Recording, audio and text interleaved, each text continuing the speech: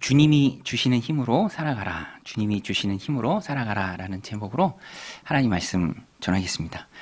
여러분, 요새 뉴스에서 가장 많이 들려오는 소식이 뭔가요? 미소를 가지고 얘기할 수도 없을 정도로 전쟁의 소식들이 참 많이 들려오죠. 저는 전쟁 역사에 관한 책을 지금 읽는 중이었는데요. 제가 오래전 있었던 그 역사 책을 읽으면서 진짜 실시간으로 들려오는 전쟁의 소식을 들으니까 야, 정말 역사가 반복된다는 게 맞는 말이구나. 야, 설마 했는데 정말로 침공하는구나. 그런 느낌이 있습니다. 참 실감나요. 그죠? 어떻게 그럴 수 있을까? 21세기에도 이런 침략 전쟁이 있을 수 있을까? 그런 생각을 하게 됩니다.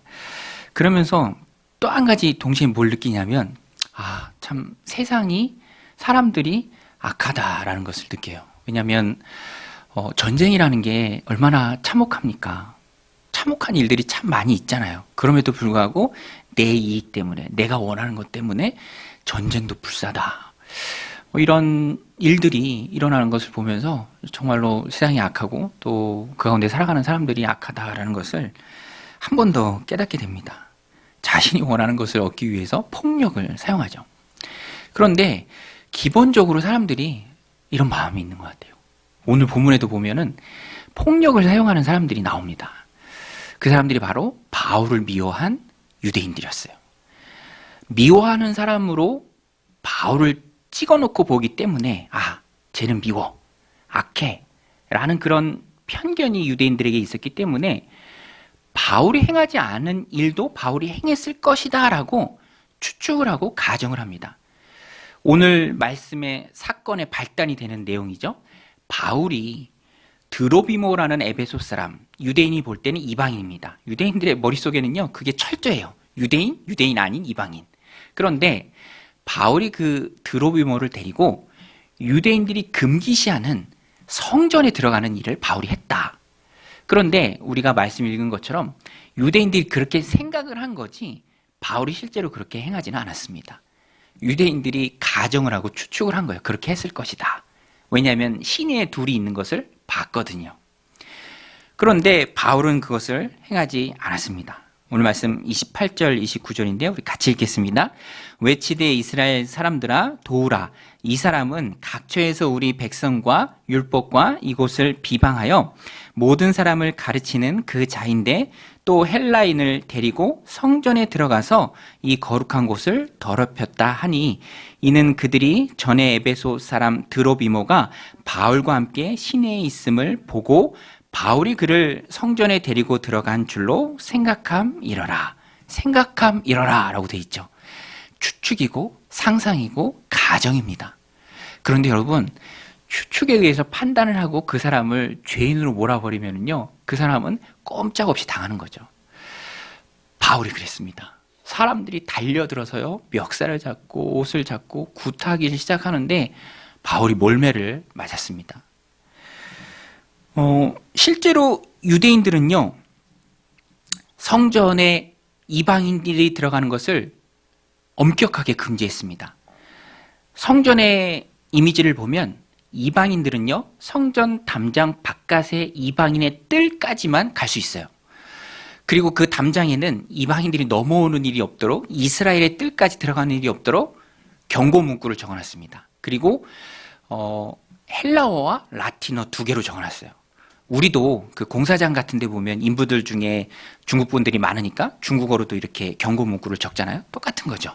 뭐라고 적혀 있냐면, 외국인은 성전과 그 경내에 둘러싼 울타리 안으로 들어갈 수 없다. 울타리 안으로 침입하였다가 적발되어 사형을 당하는 자는 자신의 죽음에 대하여 스스로를 원망할 수밖에 없을 것이다. 라틴어로도 이 말을 적어놨다는 건요, 로마도 그들의 종교적 금기사항을 인정하고요, 로마인이라 할지라도 이것을 어겼을 때는 사형 선고가 내려졌다고 합니다. 그러니까 모두가 인정하는 것이고요, 유대인들도 엄격히 금지하는 것이죠. 그런데 바울이 그 일을 했다, 드로비모 데리고 들어갔다라고 가정해서 추측해서 얘기하는 것입니다. 바울에겐 큰 위기죠. 죽음의 위기입니다. 실제로 살기 가득한 눈빛으로 바울을 잡고 폭행을 시작합니다. 오늘 말씀 30절인데요. 같이 읽겠습니다. 온 성이 소동하여 백성이 달려와 모여 바울을 잡아 성전 밖으로 끌고 나가니 문들이 곧 닫히더라. 성전에서 사람을 죽일 수는 없죠. 그래서 피를 볼 것 같으니 유대인들이 바울을 끌고 성전 밖으로 나갑니다. 성전 문지기들이 얼른 문을 닫은 거죠. 이제 바울의 목숨은요, 풍전등화예요. 끌고 갔어요. 성전 밖으로 끄집어냈습니다.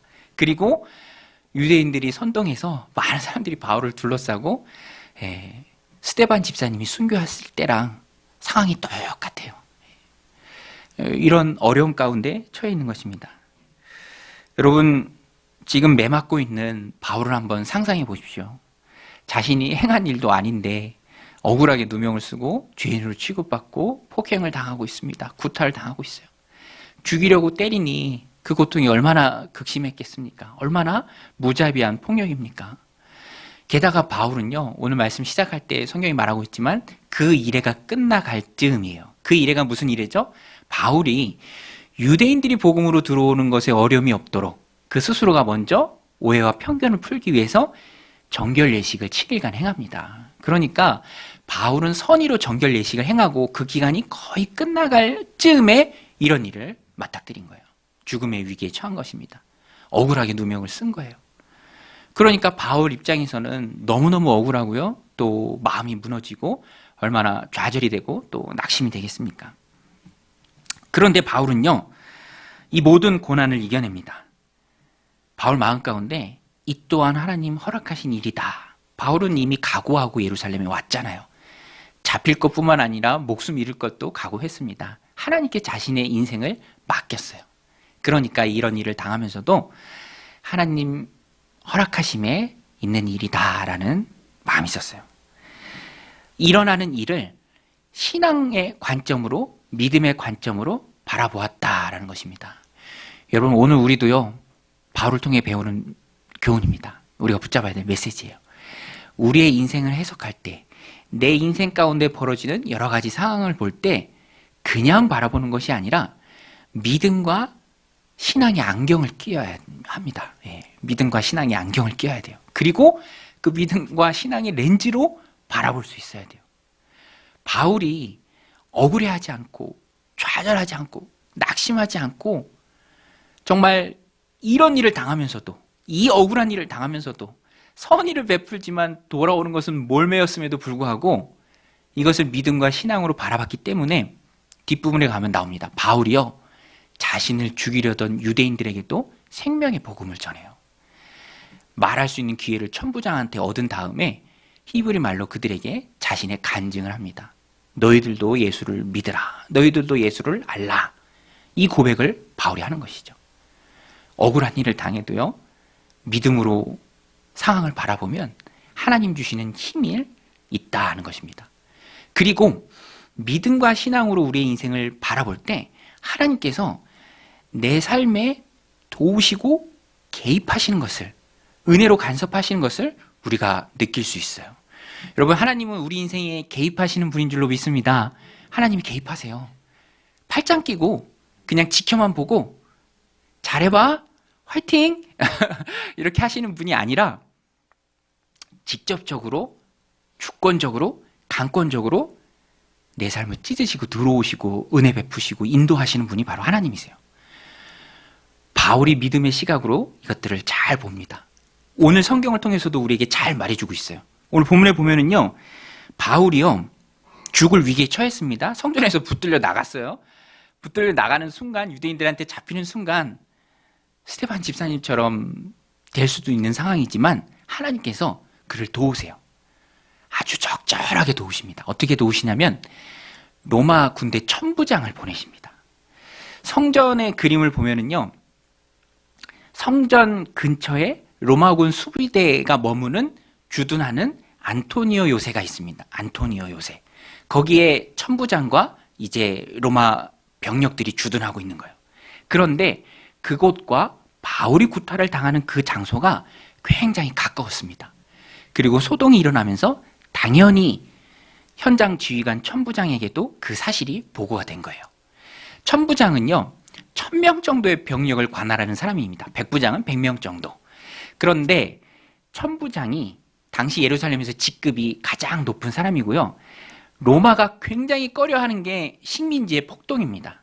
그런데 천부장 관할 하에서 폭동이 일어났다, 소요 사태가 일어났다, 그러면 1차적인 책임은 천부장이 다 지는 거예요. 그러니까 바울 입장에서 천부장은요, 소동을 그치게 하고 또 상황을 정리하고 또 바울을 도울 수 있는 적절한 분이죠. 적절한 로마군 천부장입니다. 하나님께서 바울이 죽을 위기에 처한 그 순간에 그 천부장을 보내세요. 그리고 그 천부장은 휘하의 백부장들 또 군인들을 이끌고 그 자리로 달려온 것이죠. 신속하게 왔습니다. 한 200명 정도가 왔던 것 같습니다. 200명 정도가 갑자기 로마군 군복을 입은 그 병사들이 들이닥치면 아무리 성난 군중이라 할지라도 당연히 압박을 받죠. 그래서 바울 치기를 그쳤습니다. 31절, 32절 우리 같이 읽겠습니다. 시작. 그들이 그를 죽이려 할 때에 온 예루살렘이 요란하다는 소문이 군대의 천부장에게 들림에 그가 급히 군인들과 백부장들을 거느리고 달려 내려가니 그들이 천부장과 군인들을 보고 바울 치기를 그치는지라. 하나님께서 아주 적절한 타이밍에 천부장을 보내서 바울을 구해주십니다. 여러분, 여기서 우리가 깨닫는 게 있죠?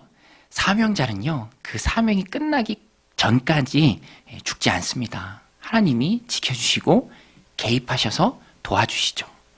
저는 이 바울이 천부장을 통해서, 로마군 천부장을 통해서도 구원받는 목숨을 건지는 이 장면을 보면서, 야, 정말로 사명 끝나기 전에는 죽지 않는구나. 그리고 하나님께서 개입하셔서 도우시는구나, 지켜주시는구나 라는 것을 깨달았습니다. 가까웠다는 게 특별히 저한테 의미 있게 좀 다가왔어요. 저도요, 전역을 얼마 앞두고, 제대하는 것을 얼마 앞두고 군대에서 공을 차다가, 축구하다가, 제가 전에도 한번 말씀드렸죠, 공을 맞아서 쓰고 있던 무태가 깨졌어요. 그러면서 눈꺼풀 위를 찔렀는데 뜨거운 피가 막 줄줄줄 흐르는 거죠.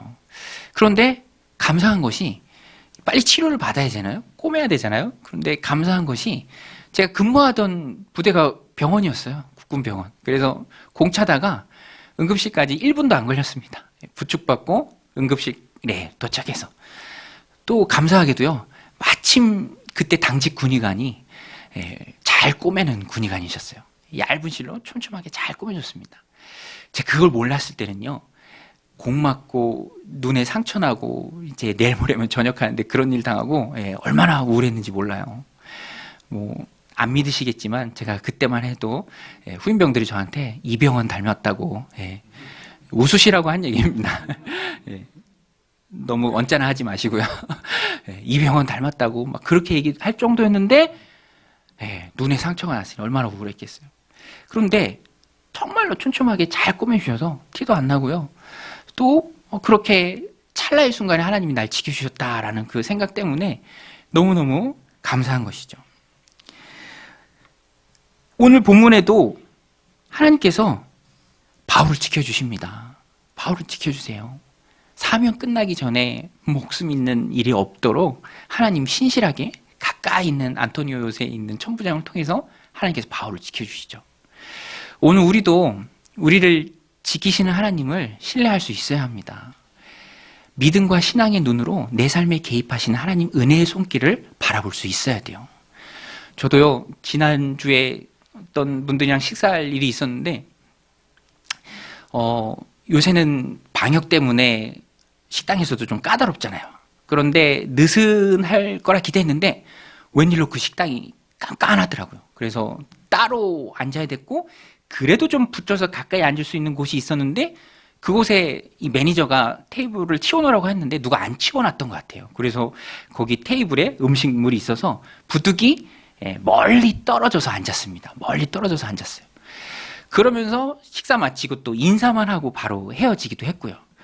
그런데 바로 다음 날 떨어져서 앉았던 게 얼마나 감사했던지 이 확진자가 많이 나왔어요. 근데 떨어져서 앉았기 때문에 전혀 안전했던 거죠.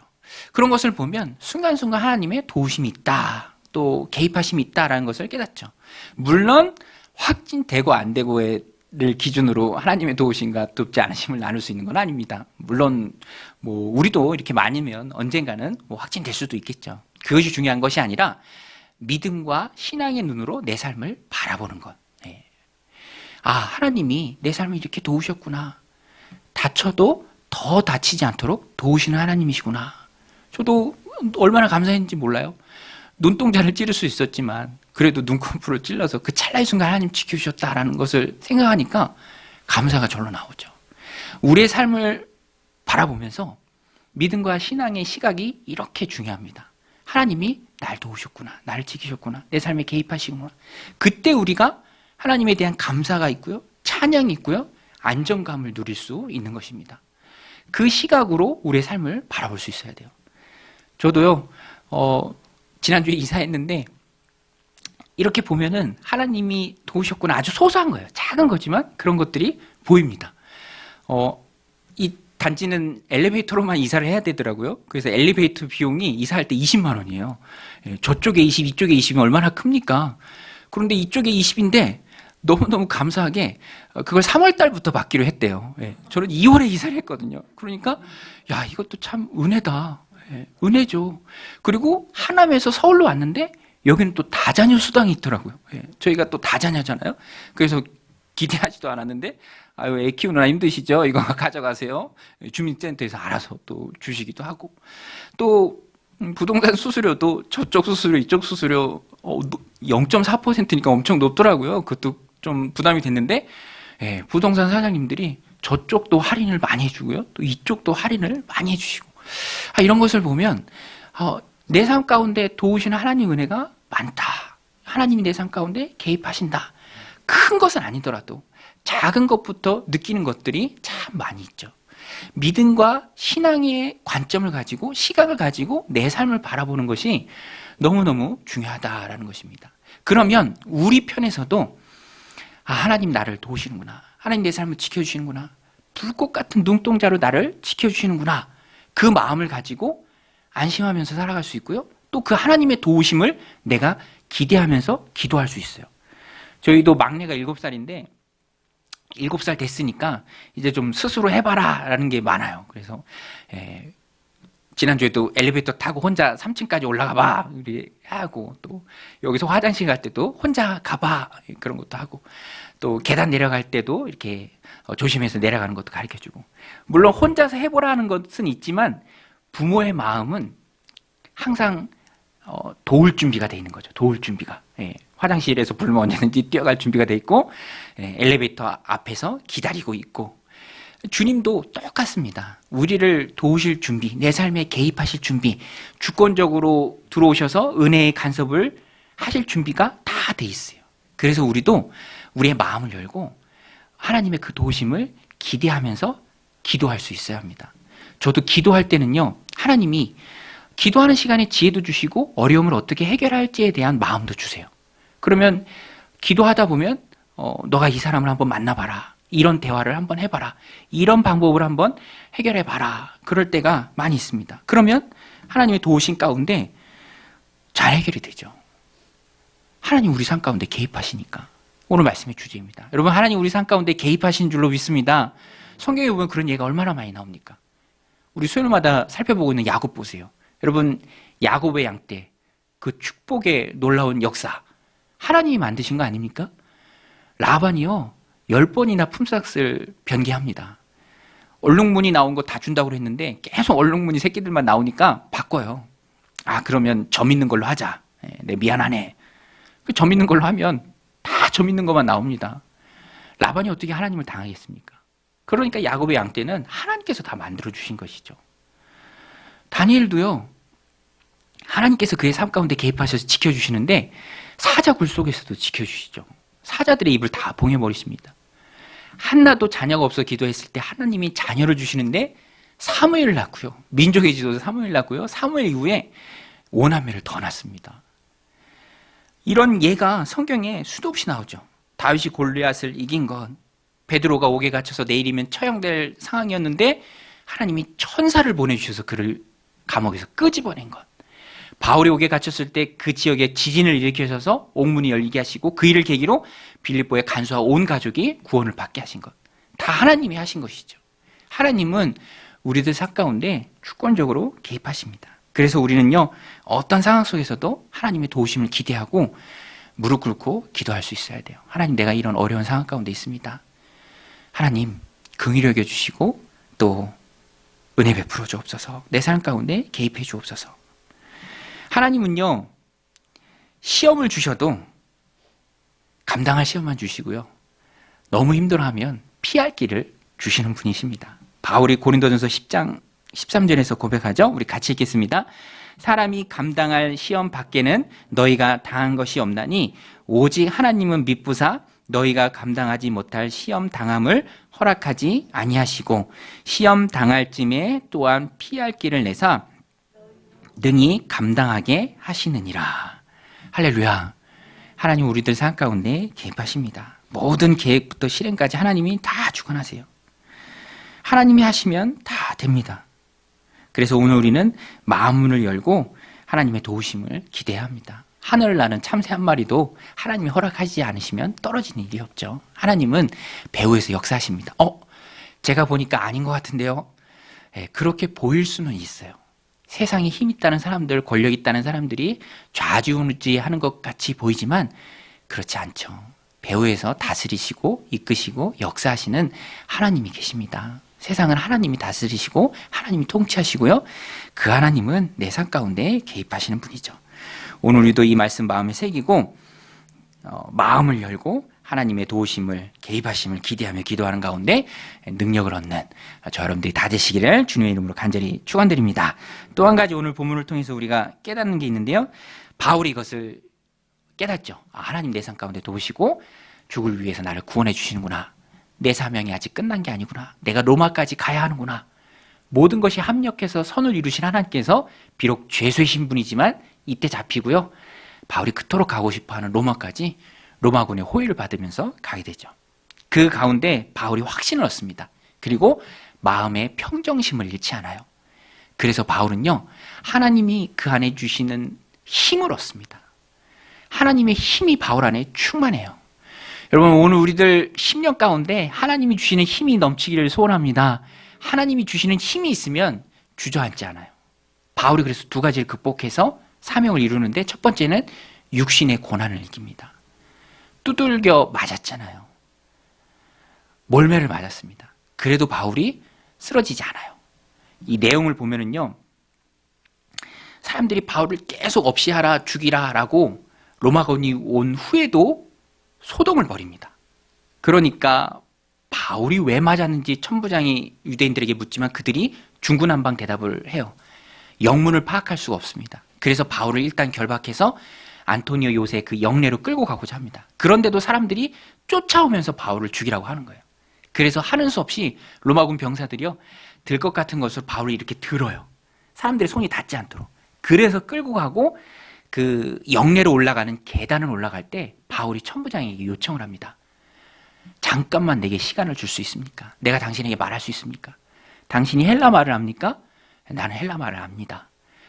그때 천부장이 혹시 이전에 이 바울이 이런 일을 겪은 몇 년 전에 그런 일이 있었어요. 이 애굽 출신의 어떤 사람이 메시아 흉내를 내면서, 가짜죠, 자객들, 열심당이라고 하는 그 자객들을 모아서 폭동을 일으킨 일이 있었습니다. 그리고 광야로 도망간 일이 있는데 그 사람이 다시 돌아온 것이 아닌가 하고 천부장이 물어봐요.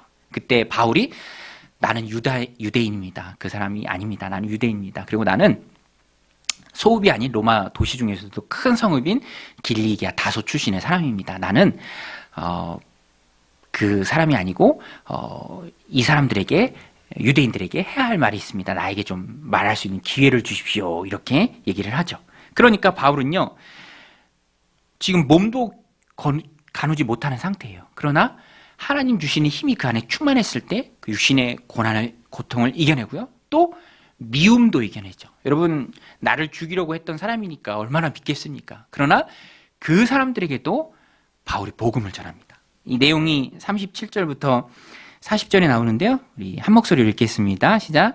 바울을 데리고 영내로 들어가려 할 그때에 바울이 천부장에게 이르되 내가 당신에게 말할 수 있느냐? 이르되 내가 헬라 말을 아느냐?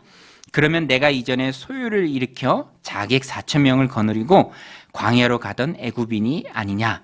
바울이 이르되 나는 유대인이라 소읍이 아닌 길리기아 다소시의 시민이니 청컨대 백성에게 말하기를 허락하라 하니 천부장이 허락하거늘 바울이 층대 위에 서서 백성에게 손짓하여 매우 조용히 한 후에 히브리 말로 말하니라. 바울의 흠씬 두들겨 맞고 몸도 가누지 못하는 상태에서 지금 바울이 행하는 것입니다. 하나님 주신 힘이 있어요. 그러니까 현실의 고난과 어려움을 바울이 다 이겨냅니다. 미움도 이겨냅니다.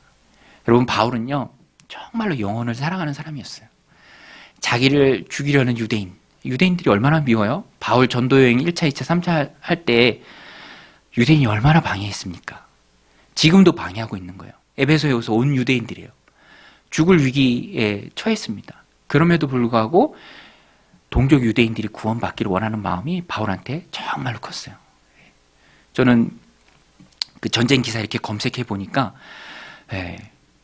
민족을 사랑하고 나라를 사랑하는 마음에 정말 민병대들이 총 한 자루 들고 열심히 싸우고 있더라고요. 그것도 나라를 사랑하는 마음이죠. 근데 바울은 영혼을 사랑했습니다. 영혼, 구원받기를 원하는 마음, 예수 그리스도를 통해 구원받기를 원하는 마음. 바울이 유대인들을 얼마나 사랑했냐면 로마서 9장 3절에 이렇게 고백합니다. 나의 형제 곧 고륙의 친척을 위하여 내 자신이 저주를 받아 그리스도에게 끊어질지라도 원하는 바로라.